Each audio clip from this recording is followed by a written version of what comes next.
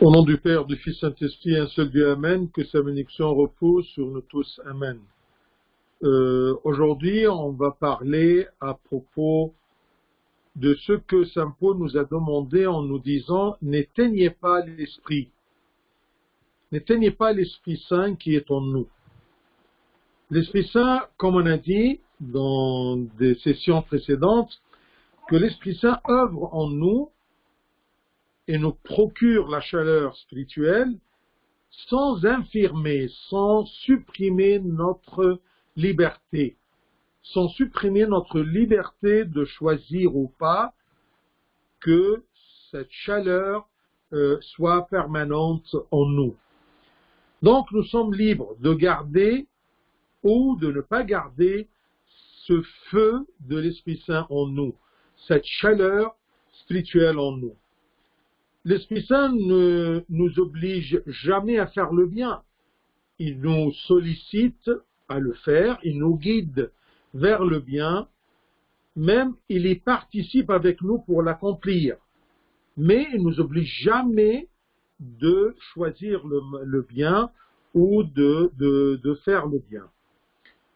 Et plus nous communions avec l'Esprit Saint, plus nos esprits participent avec lui, plus l'Esprit Saint flambe en nos cœurs et nous donne ce zèle spirituel.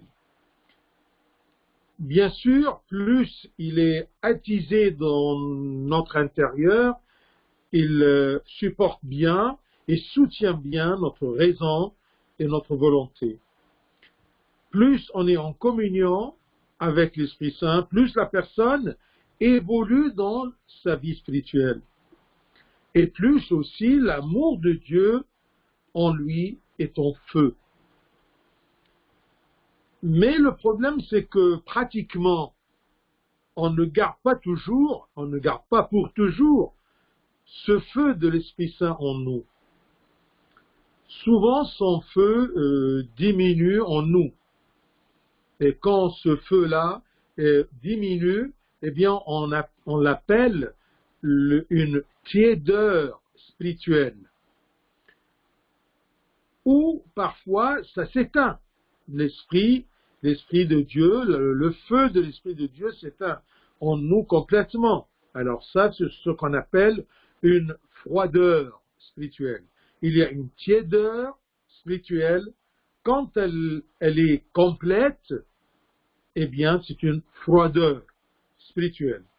Que ce soit la tiédeur ou que ce soit la froideur spirituelle, eh bien, les deux cas sont dangereux pour la vie spirituelle. C'est dangereux pour la vie spirituelle de l'homme parce que tout simplement, la tiédeur et la froideur sont le début de la chute dans le péché. Ça commence toujours par une tiédeur qui mène à une froideur et ensuite ça mène au péché. Le feu ou l'ardeur ou la ferveur de l'Esprit Saint s'éteint veut dire deux choses principales. Quand l'Esprit Saint s'éteint en nous, c'est-à-dire que la flamme sainte qui habite en nous, qui habite dans notre esprit humain, eh bien cette flamme qui nous pousse par sa nature, cette flamme a une nature de nous pousser toujours vers le bien, parce qu'elle est le bien. Cette flamme-là, tant qu'elle est illuminée en nous, allumée en nous, eh bien, on se dirige vers le bien. Cette flamme est en nous car nous sommes créés à l'image de Dieu. Dieu a mis en nous cette flamme spirituelle dans notre esprit humain pour qu'il nous guide, pour qu'il nous encourage dans le bien. Alors si cette flamme-là s'éteint, c'est-à-dire que nous sommes loin du bien, nous sommes dans le mal. L'Esprit Saint s'éteint en nous veut dire aussi que l'œuvre de l'Esprit Saint s'éteint en notre cœur. comme conséquence de notre refus humain d'être en communion avec l'Esprit Saint. Alors, avoir l'Esprit Saint éteint en nous, c'est-à-dire, ou bien la flamme sainte du bien s'éteint en nous, disparaisse, ou bien l'œuvre de l'Esprit Saint s'éteint à cause de notre refus. On ne veut pas être en communion avec l'Esprit Saint. Pour que le feu de l'Esprit Saint s'éteigne en nous, ce que nous n'espérons pas, eh bien, il y a des raisons extérieures et des raisons intérieures, des motifs extérieurs de l'homme et des motifs intérieurs de l'homme. Eh bien, on va commencer à voir un peu quelles sont ces raisons extérieures qui mènent à ce que l'Esprit Saint s'éteint en nous. Et bien sûr, comme on a dit dès le commencement, ça dépend aussi de notre volonté. Bien sûr, pas toutes les raisons extérieures qui nous entourent peuvent éteindre le feu de l'Esprit. Que si la volonté s'affaiblit, la volonté de l'homme s'affaiblit devant telle raison extérieure. Et la volonté de l'homme rend les armes et se laisse aller par l'influence de ces raisons extérieures.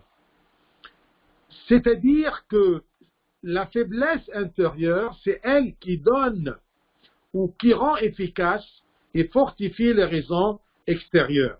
Les raisons extérieures sont toujours présentes, mais qu'est-ce qui leur donne une efficacité?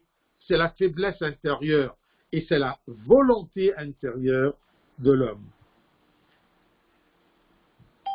Bien sûr, les raisons extérieures, devant un cœur pur et une volonté solide, eh bien, ne peut rien faire que provoquer l'esprit de résistance dans cet homme qui a une volonté solide de continuer sur le chemin de Dieu et dont le cœur est pur.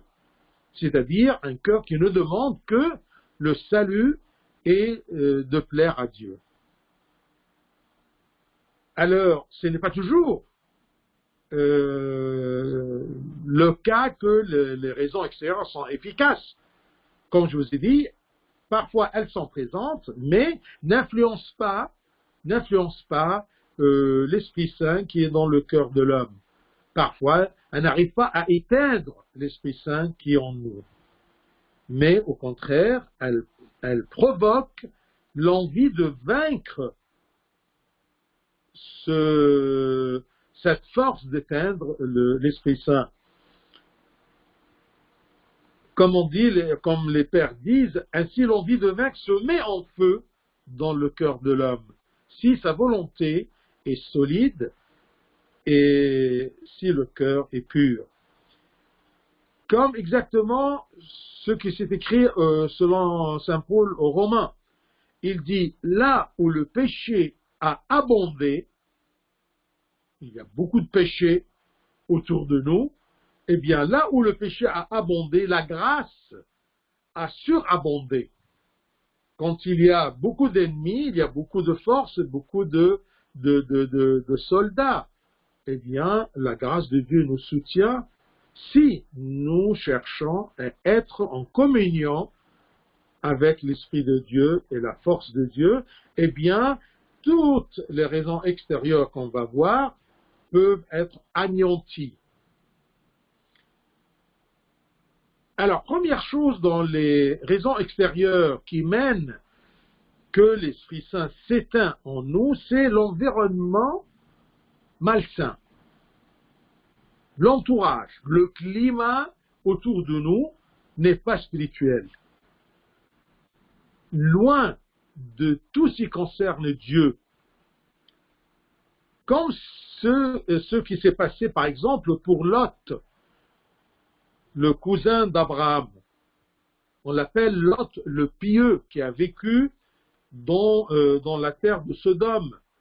Vous voyez Saint Pierre, dans son deuxième épître, il a parlé à propos de Lot.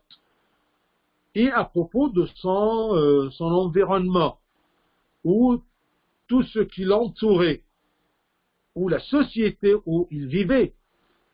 C'est écrit que 2 Pierre 2, deuxième épître de Saint Pierre, chapitre 2, versets 7 et 8. C'est écrit, et s'il a délivré le juste Lot, profondément attristé, il est pieux, mais il était profondément attristé. De quoi? De la conduite de ces hommes sans frein dans leur dissolution, sans frein dans leur mal, dans leur péché.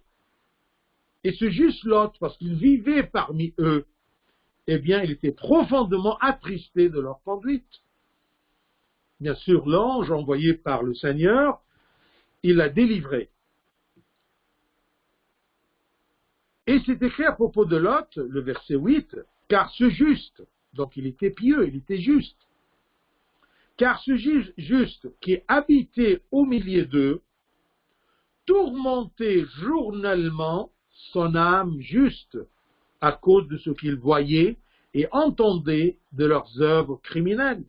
C'est-à-dire, Lot était pieux, était juste, mais il habitait au milieu des gens pécheurs, qui sont sans frein dans leur dissolution, dans leur débauche. Alors, son âme juste, malgré qu'elle était juste, eh bien, elle se tourmentait, ou il la tourmentait. Comment? En voyant et entendant tous les œuvres criminelles qui l'entouraient. On ne peut pas empêcher nos yeux de voir, on ne peut pas empêcher nos oreilles d'écouter. Alors c'est pour cela qu'on doit éviter ce milieu où il y a des gens sans frein dans leur dissolution. Pour cela, l'ange lui a dit, dans Genèse 19, 17, l'ange sauveur, qui est venu pour sauver Lot de Sodome, il lui a dit, sauve-toi pour ta vie. Ne regarde pas derrière toi et ne t'arrête pas dans toute la plaine. Sauve-toi vers la montagne de peur que tu ne périsses. Donc, c'est ça le conseil que Dieu nous donne aujourd'hui à chacun de nous. Sauve-toi pour ta vie. Sauve-toi pour ta vie éternelle. Ne reste pas dans un environnement non spirituel. Ne reste pas là-dedans. Sauve-toi pour ta vie. Et ne regrette pas que tu quittes quelque chose pour ta vie éternelle. Ne regarde pas derrière toi. Et ne t'arrête pas dans toute la plaine. Ne traîne pas dans ce qui est mal, parce que tu seras tourmenté, ton âme sera tourmentée. Et l'Esprit Saint en toi sera éteint, d'où la perdition. Sauve-toi pour ta vie. Rappelle-toi toujours ceci quand tu es dans un milieu qui n'est pas un bon milieu, dans un milieu où tu ne peux pas accompagner Dieu avec toi dans ce milieu-là. Eh bien, rappelle-toi cet appel-là. Sauve-toi pour ta vie. Ne t'arrête pas dans toute la plaine. Sauve-toi vers la montagne. Vers la montagne, c'est un signe de tout ce qui est spirituel, tout ce qui est élevé. Sauve-toi vers la spiritualité, vers les choses célestes, de peur que tu ne périsses. Donc le mauvais environnement influence la conduite et même il peut arriver à changer les mœurs et même la foi de la personne elle-même. Comme c'est écrit dans première épître de Saint Paul aux Corinthiens, chapitre 15. 1 Corinthiens 15, 33. Ne vous y trompez pas. Il y a une tromperie, il y a un piège dans le monde. Ne vous y trompez pas. Les mauvaises compagnies corrompent les bonnes mœurs. Les mauvaises compagnies corrompent les bonnes mœurs. Les mauvaises fréquentations corrompent la bonne conduite, la vie spirituelle. Ne vous trompez pas, parce que les mauvaises fréquentations, les mauvaises compagnies éteignent le feu de l'Esprit Saint en nous. Donc méfiez-vous. Là, avant de continuer, je veux préciser que il y a une différence entre que je connais des gens et je travaille avec des gens au bureau, j'ai des collègues dans l'université ou l'école ou la fac, et entre que je me mêle avec eux, je vis avec eux hors de cette obligation du travail ou d'études. C'est-à-dire, bien je suis là à côté d'un collègue, d'accord, où je travaille auprès d'un collègue qui n'est pas de ma foi, qui n'est pas sur le même chemin, qui n'a pas le même esprit que moi, eh bien je suis obligé. Mais je ne sors pas avec lui, je n'organise pas avec lui des soirées, des visites entre familles, ma famille et sa famille, mes enfants et ses enfants. Non, c'est ça la fréquentation. Autre que être collègue de quelqu'un ou travailler à quelqu'un. Si tu es un marchand ou un restaurateur et tu as des clients qui ne sont pas de ta foi ou de ton esprit, tu ne vas pas les refuser, tu travailles, tu es dans le monde, mais tu ne vis pas selon le monde. Attention à ça. Alors, quand on dit que ne vous trompez pas, les mauvaises fréquentations, c'est être intime avec ces gens-là, de fréquenter ces gens-là hors du domaine du travail ou de l'école ou des études. Ne vous y trompez pas, les mauvaises compagnies, les mauvaises fréquentations corrompent les bonnes mœurs. Comme exactement Salomon le sage. Regardez Salomon le sage. C'est écrit dans le premier livre des rois, chapitre 3, 12. Il était bien avec Dieu. Il avait une bonne relation avec Dieu. Et l'œuvre de Dieu, et l'Esprit de Dieu œuvrait en lui. Alors, le Seigneur disait à Salomon, « Je te donnerai un cœur sage. » Regardez le privilège, regardez la relation de Salomon avec l'Éternel. L'Éternel lui dit, je te donnerai un cœur sage et intelligent, de telle sorte qu'il n'y aura eu personne avant toi et qu'on ne verra jamais personne de semblable à toi. Regardez, un cœur sage. Et bien sûr, la sagesse, c'est connaître Dieu et le suivre. Alors Salomon, il avait un cœur sage. Et à cause de ses mauvaises fréquentations, il a perdu tout. Même, il a éteint l'Esprit Saint en lui, l'Esprit de Dieu.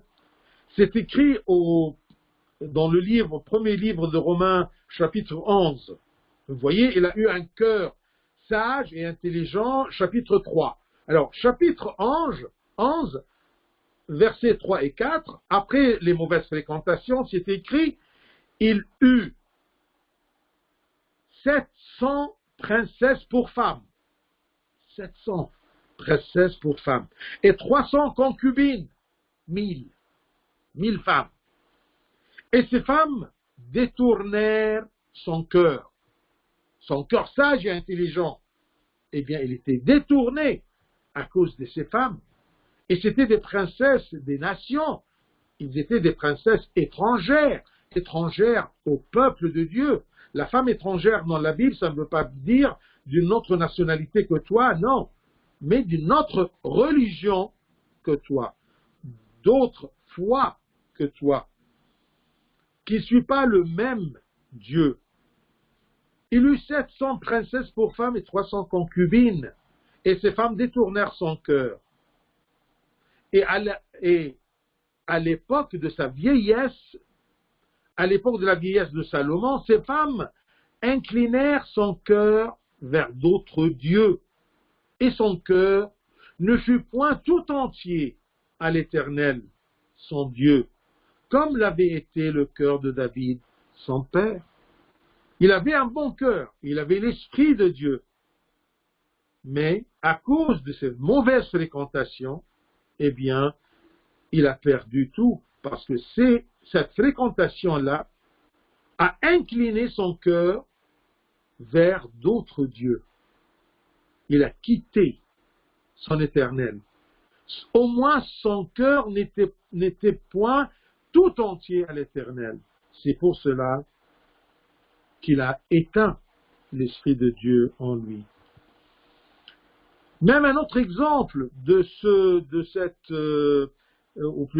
cet environnement extérieur malsain, fautif, qui mène à éteindre l'Esprit de Dieu en nous. On a un autre exemple comme Samson. Dans Juge 13, 25, c'est écrit, et l'Esprit de l'Éternel commença à l'agiter. Il était guidé, il était poussé par l'Esprit de l'Éternel. Mais à cause de ses mauvaises fréquentations avec Dalila, cette femme étrangère, cette Palestinienne, eh bien, il a éteint l'Esprit de l'Éternel en lui.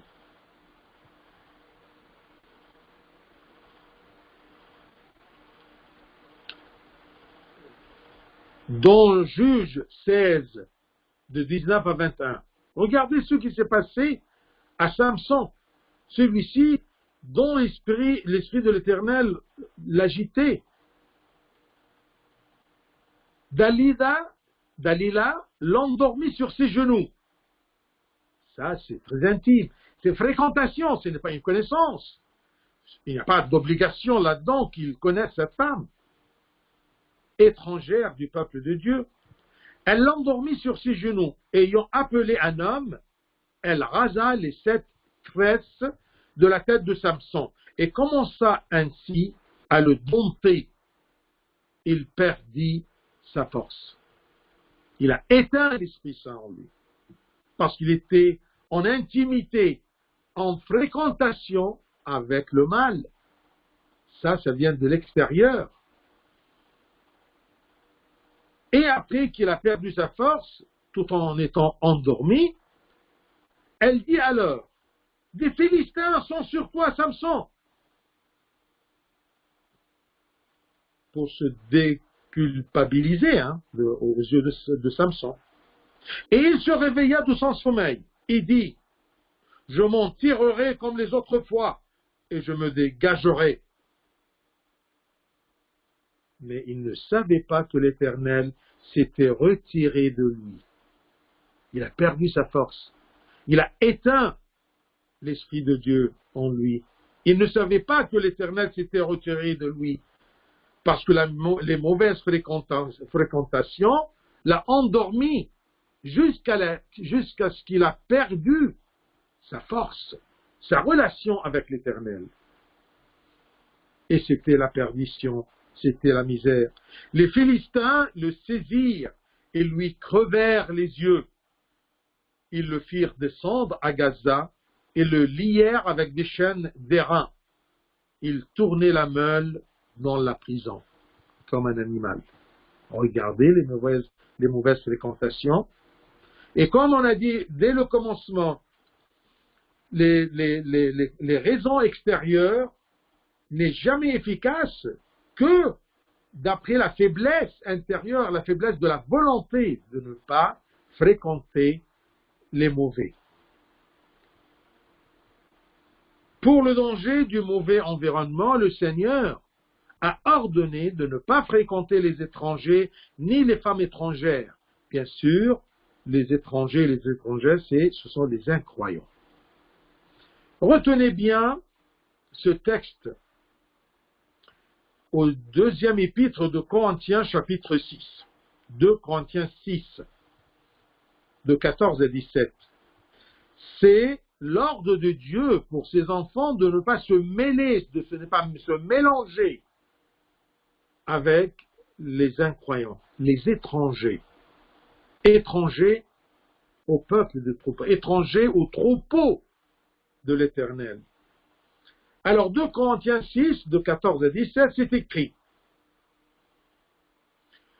ne vous mettez pas avec les infidèles sous un joug étranger. Bien sûr, on a dit précédemment que le joug, c'est le bois transversal qui attache des bêtes qui sont au tir, qui tirent un chariot ou un poids. Ne vous mettez pas avec les infidèles sous un joug étranger. Car, quel rapport y a-t-il entre la justice et l'iniquité? Nous sommes enfants de justice et les autres sont enfants d'iniquité. Quel rapport? On ne peut pas avoir ce rapport. Ou qu'y a-t-il de commun entre la lumière et les ténèbres? Il n'y a pas quelque chose de commun entre nous et ces gens étrangers. Oui, l'humanité, mais ce n'est pas ça. Vous voyez? Mais il n'y a rien de commun, de point de vue foi, de point de vue croyance, de point de vue principe de vie. Il n'y a rien de commun entre la lumière et les ténèbres. Vous voyez la différence utilisée par saint Paul pour montrer la différence entre nous et le monde, et les enfants du monde. La différence entre justice et iniquité. Différence entre lumière et ténèbres. Alors on ne peut pas avoir un rapport entre la justice et l'iniquité. On ne peut pas avoir quelque chose de commun entre la lumière et les ténèbres. Quel accord y a-t-il entre Christ et Bélial? Bélial, c'est un idole, un faux Dieu. Il n'y a rien d'accord entre moi et l'enfant du monde. C'est comme entre le Christ et Bélial, il n'y a rien d'accord. Auquel part a le fidèle avec l'infidèle? On n'a pas de part avec eux. C'est ça la fréquentation, d'avoir quelque chose de commun ensemble. Vous voyez, de choses de rapport. Quel rapport y a-t-il entre le temple de Dieu et les idoles? Car nous sommes le temple de Dieu vivant. Et comme Dieu l'a dit, j'habiterai et je marcherai au milieu d'eux. Je serai leur Dieu et ils seront mon peuple. C'est pourquoi, sortez du milieu d'eux et séparez-vous, dit le Seigneur. Ne touchez pas à ce qui est impur et je vous accueillerai. Parfois, il y a des jeunes qui nous demandent est-ce que je peux être dans le cinéma et d'être un acteur ou actrice? On dit, ça c'est un art, mais le problème que le milieu du cinéma n'est pas pur. D'accord? L'enfant de Dieu ne peut pas avoir un rapport à ce milieu. C'est un milieu qui va mener, si on vit et on s'enfonce là-dedans, va mener à éteindre l'Esprit de Dieu en nous. Séparez-vous, sortez du milieu d'eux. Bien sûr, si on a aussi la possibilité, même si je perds des choses, n'oublions pas le conseil de Dieu, l'ange à Lot, sauve-toi pour ta vie. Et je crois qu'il y a beaucoup de moyens de sortir du milieu d'eux, quand on veut. Donc c'est comme ça, cette raison extérieure, l'environnement malsain qui nous entoure. Et il n'a pas d'influence que si on s'intègre avec lui, quand on a des fréquentations avec ce peuple-là et cet environnement-là. Sauve-toi, c'est-à-dire termine ton travail et file. Il n'y a pas de commun entre nous et eux. Deuxième raison extérieure, ce sont les problèmes et les événements qui nous entourent.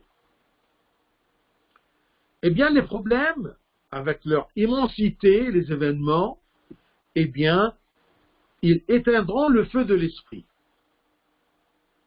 À condition que ces problèmes et ces événements préoccupent tout le temps de l'homme, toute sa pensée et tous ses sentiments. Attention, on ne peut pas vivre sans problème et sans événements qui nous entourent et qui nous envahissent, d'accord, partout.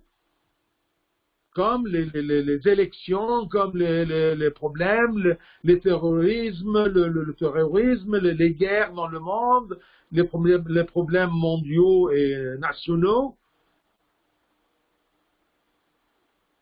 le Covid. Donc, si ces choses-là me préoccupent totalement, préoccupent tout mon temps, toute ma pensée et tous mes sentiments, eh bien, je n'aurai pas de temps pour prier ou pour n'importe quelle pratique spirituelle. Donc, ceci éteint l'Esprit Saint en moi. Quant à l'homme spirituel, eh bien, les problèmes qui l'entourent et les événements qui l'entourent de l'extérieur, eh bien, pour l'homme pieux, l'homme spirituel, ceux-ci approfondissent sa prière et son cri vers le Seigneur. Même si pour demander la solution ou la force de supporter les problèmes, eh bien, ça approfondit ma relation avec Dieu. Mais si je me laisse envahir par ces événements et par ces problèmes, eh bien, j'éteins l'Esprit de Dieu en moi. Mais si j'utilise ou je confronte les problèmes et les événements par l'esprit de la foi et l'esprit de la prière, eh bien, j'emporte la victoire sur ces problèmes par l'esprit de la foi et de la prière. Je n'accepte pas que je sois vaincu de ces événements et de ces problèmes. Oui, je suis influencé, d'accord? J'ai quelques inquiétudes, j'ai quelques soucis, mais ça ne prend pas tout ma pensée et tout mon cœur et tous mes sentiments et tout mon temps. Donc le danger, ce n'est pas les problèmes et les événements, mais plutôt c'est la façon par laquelle nous traitons les problèmes. Ça dépend de la façon comment on réagit vis-à-vis de ces problèmes, de ces événements. On se laisse envahir ou pas. Regardez David le prophète, il était entouré de problèmes et des épreuves. Mais il trouvait toujours recours dans sa flûte et son lyre, l'instrument à cordes là. Il avait toujours recours dans ses psaumes, dans ses prières.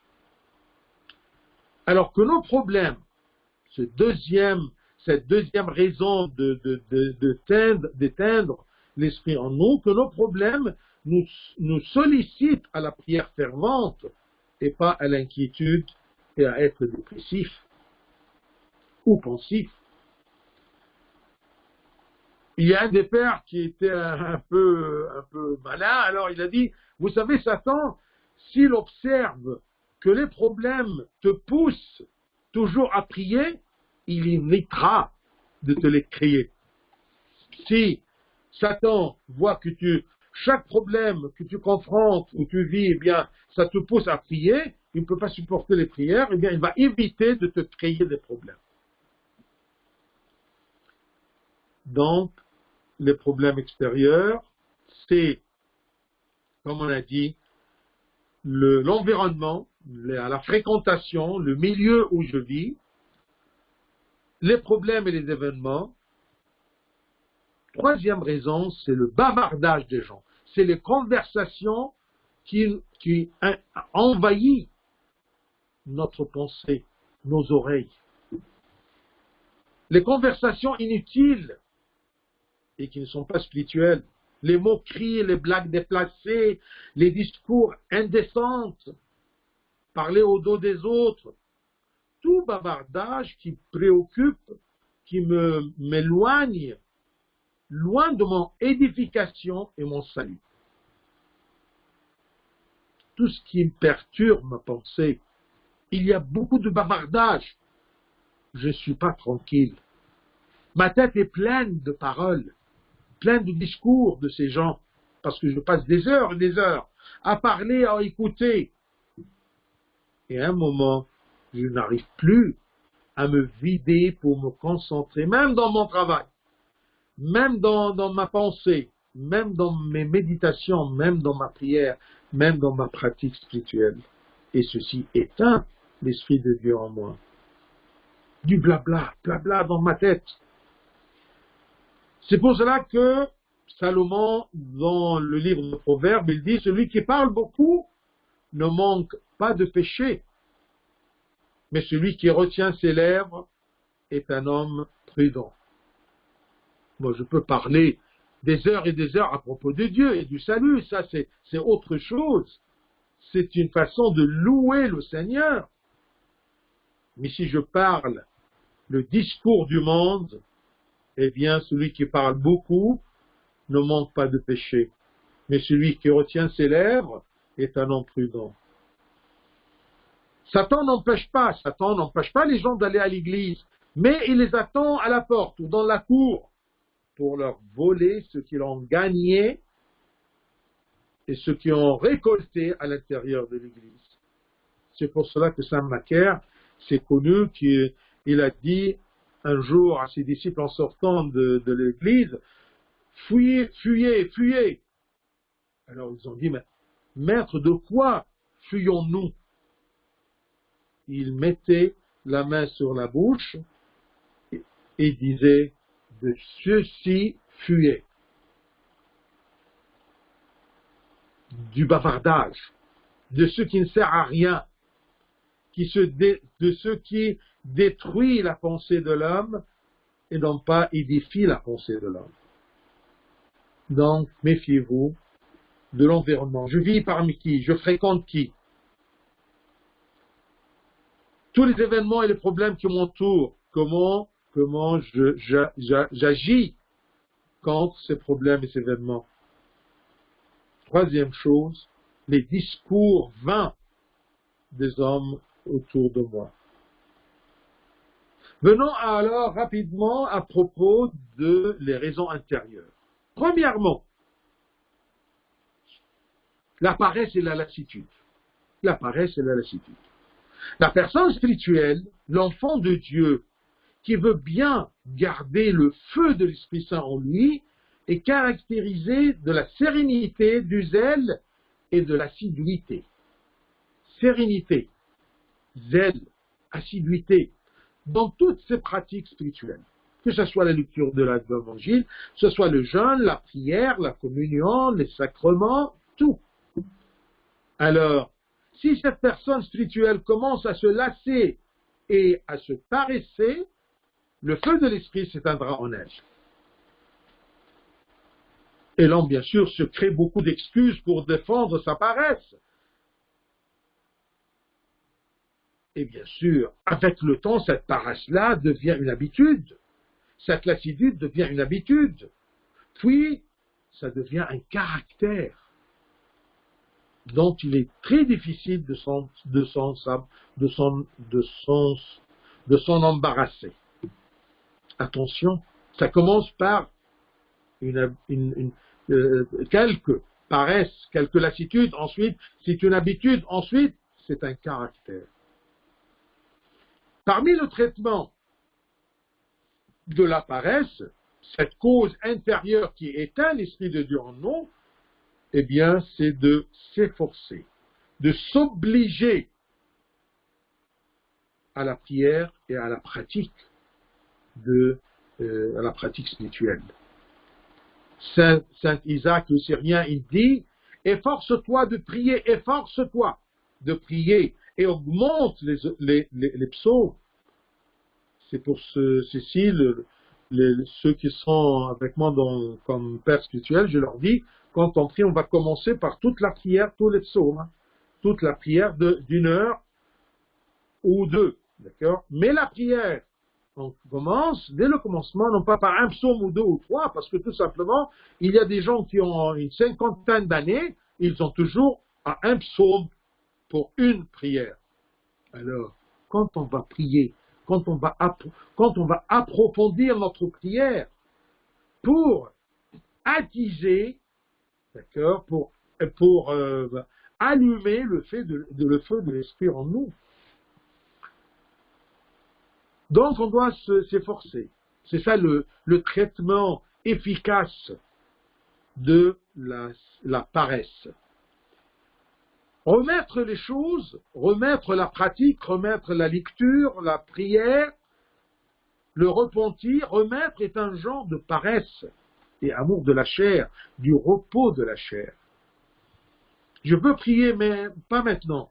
Je veux me réveiller, me retirer du lit pour aller à la messe, pour faire ma prière le matin, eh bien, un peu encore 5-10 minutes. Vous savez, on dit toujours, dans la tradition monastique, qu'il y a 5 minutes de Satan, qui appartient à Satan. Quand le réveil sonne, ou quand la cloche sonne de l'église, et le moine ou la personne dit, bien, encore 5 minutes. 5 minutes, ça, c'est vous donner 5 minutes. Parfois on dit, ah oui, 5 minutes jusqu'à que le réveil s'éteint tout seul. 5 minutes jusqu'à que maman vienne me réveiller. Et tu continues le sommeil et tu as perdu ta pratique, tu as remis. Comme exactement, je vous donne l'exemple de Félix le gouverneur dans les Actes des Apôtres 24. Félix, ce gouverneur-là, il était devant Saint Paul. Et c'est écrit, Acte 24, verset 25, mais comme Paul discourait, il parlait, sur la justice, sur la tempérance et sur le jugement à venir, Félix, effrayé. Il a eu un mouvement, il était touché par la vérité que Saint Paul citait devant lui. Il discourait sur la justice, le jugement à venir. Alors il était effrayé par l'Esprit de Dieu qui œuvre en lui. Mais devant ceci, qu'est-ce qu'il a dit? Il a remis. Pour le moment, retire-toi. Il a dit ça à Saint Paul. Quand j'en trouverai l'occasion, je te rappellerai. Je te rappellerai. Il a remis. Quand j'en trouverai l'occasion, je n'ai pas le temps. C'est ça la lassitude. C'est ça remettre. Ce qui a fait Félix le gouverneur était complètement au contraire à l'enfant prodigue. Regardez l'enfant prodigue, Luc 15, versets 18 à 20. Je me lèverai, une décision. Je me lèverai, j'irai vers mon père, je lui dirai, mon père, j'ai péché contre le ciel et contre toi. Et il se leva et alla vers son père. Je me lèverai et il se leva. Non pas je me lèverai, Inch'Allah, quand j'ai le temps, quand j'ai une occasion. Non. Je me lèverai et il se leva. Donc ne cherche pas d'excuses ni d'arguments pour ta paresse. Ou quand tu remets ta relation avec Dieu. Parce que sinon, ça éteint l'Esprit Saint en toi. 5 minutes et je termine. Deuxième raison intérieure, c'est de négliger la prière, la négligence de la prière. Nul atteint la froidure spirituelle, sinon celui qui a commencé par négliger sa prière et ses psaumes. Parce que la prière approfondit la relation avec Dieu. Un des pères dit que la prière attise le feu de l'amour de Dieu dans notre cœur. Satan te combat toujours en te disant que tu n'as pas le temps pour prier. Bien sûr, ça c'est un combat banal et très connu. Ce n'est pas la peine de perdre le temps de te dire attention, la prière n'a pas besoin de temps, a besoin de volonté. Comme un des pères qui a dit la prière n'a pas besoin de temps, mais a besoin plutôt de cœur. Non pas de temps, mais un cœur qui veut prier et qui a le zèle et l'assiduité de prier. Sachez, mes bien-aimés, que le vide intérieur mène à la guerre extérieure et à éteindre l'Esprit de Dieu. Ajoute, comme les pères de l'Église nous disent, ajoute de l'huile sur le feu saint que Dieu a mis dans ton cœur. Ajoute de l'huile sur ce feu de l'Esprit Saint qui est en toi. Comment? Par la prière. Donc, ce qui vient de l'intérieur, c'est la paresse, c'est la négligence de la prière, c'est les convoitises et l'amour du monde. Je te rappelle ici, tout simplement par le verset de Saint Jacques, chapitre 4, verset 4. Ne savez-vous pas que l'amour du monde est inimitié contre Dieu? Celui donc qui veut être ami du monde se rend ennemi de Dieu. Et attention, les convoitises, ce n'est pas tout simplement les convoitises de la chair, il y a la convoitise de la vengeance, la convoitise de la vaine gloire, la convoitise d'être toujours loué, d'être toujours admiré, d'être la convoitise de la possession, et bien sûr la convoitise de la chair. Celui donc qui veut être ami du monde se rend ennemi de Dieu. Cherche donc la convoitise qui domine ton cœur et qui éteint le feu du Saint-Esprit en toi. C'est ça, les raisons extérieures, les raisons intérieures qui éteint l'Esprit de Dieu en nous. Et comme Saint Paul nous dit, n'éteignez pas l'Esprit. Gloire à notre Seigneur éternellement. Amen.